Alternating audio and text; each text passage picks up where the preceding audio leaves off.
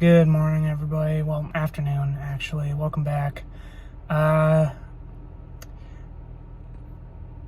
wasn't planning on doing another non-Halloween movie review, but you know what? This movie kind of snuck under the radar for me, and to be fair, I'm actually almost done with doing my Christmas shopping already. I actually literally just found the perfect Christmas gift for someone just today before I went to see this film. So, the movie that I went to see, though, is called FREELANCE. Technically, I'm out of state. That's why I'm not even driving right now. I'm just doing it right in my car. But the movie was great. I went to see it at the Imagine Cinema movie theater. Imagine with an E. The theater was alright. It's kind of run-of-the-mill with every other theater I've been to now, where it's got a recliner, and I can't remember if there was some heated seating there, but the theater itself was nice.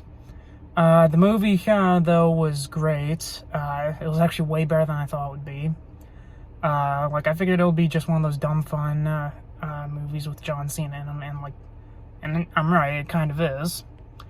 But honestly, I think that this is one of the better roles that I've seen him in. So the story is about John Cena playing a guy named Mason Petite, who was in the army, but he got injured, so he got discharged. Then he started working as a lawyer, and eventually a friend of his from the army hired him to be private security for this one freelance journalist. So they go to this country called Paldonia to protect this dictator, and while there, a coup starts up, and Mason has to not only protect the journalist but also the dictator.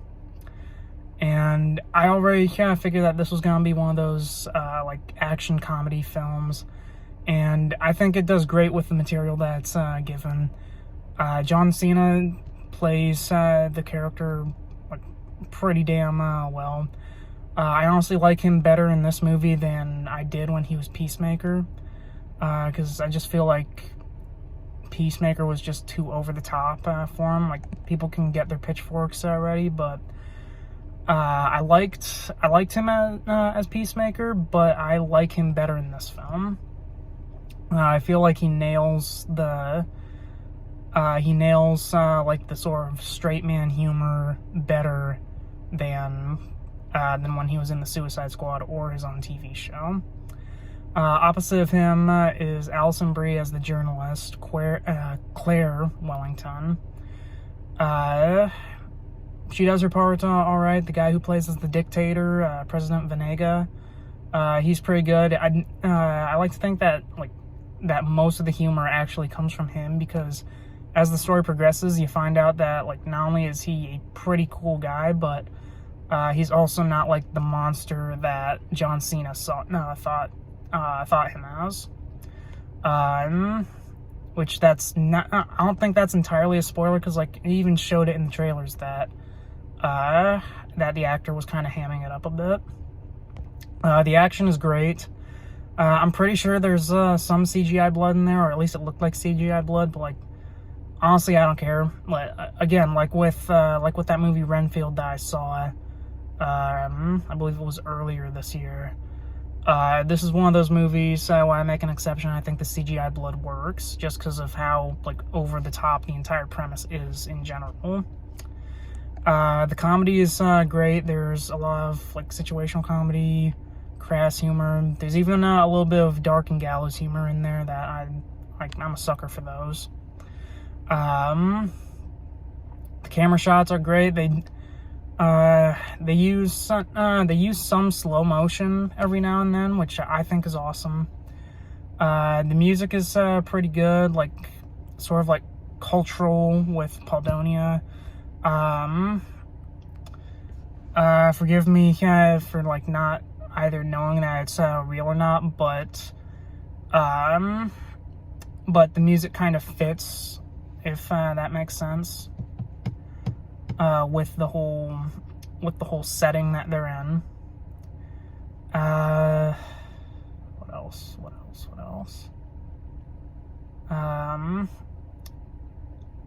I mean, specifically, there's this opening sequence that's entirely shot in first person, so that it doesn't show like a younger John Cena, I guess. That I think is fantastic. Like, it made me think of Hardcore Henry, but done even better. Because, you know, there's people actually, like, conversing with each other, you know? And, like, this is also kind of a minor part, but, like, the whole subplot about, like, governments and coups and, like, how like, big corporations kind of ruin countries. I thought that was woven into the story pretty well, especially since, like, these days you see a lot of films that always want to make a statement, and unfortunately the statement, like, kind of overshadows the movie as a whole, you know? But with this, it actually worked pretty well, because, like, again, unlike a lot of movies, this one was just a dumb, fun action comedy that reminded me a lot of, like, older action films.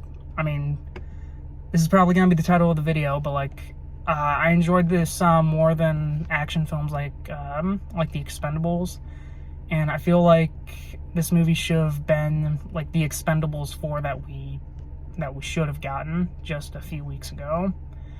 And, like, I already said that I didn't like The Expendables 4 that much. It's passable, but in my opinion, like, it's one of the entries in that franchise that I like the least, just because of, like, the abundance of CGI, which technically this movie has too, but, like, it doesn't take itself too seriously either, so in my opinion it's kind of forgiven.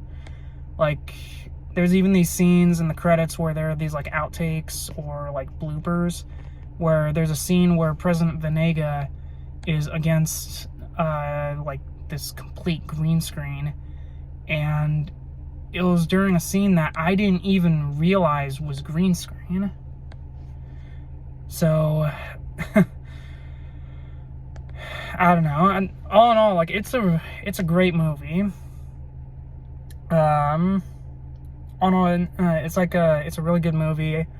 I enjoyed it way more than I thought I would, and, like, I knew I was gonna enjoy it too. So if you really just want to turn your brain off and just have a really good time with this film, then definitely check it out. I saw it at, like, 1:30 showing, so there weren't a lot of people, but it's a really good movie. Definitely check it out.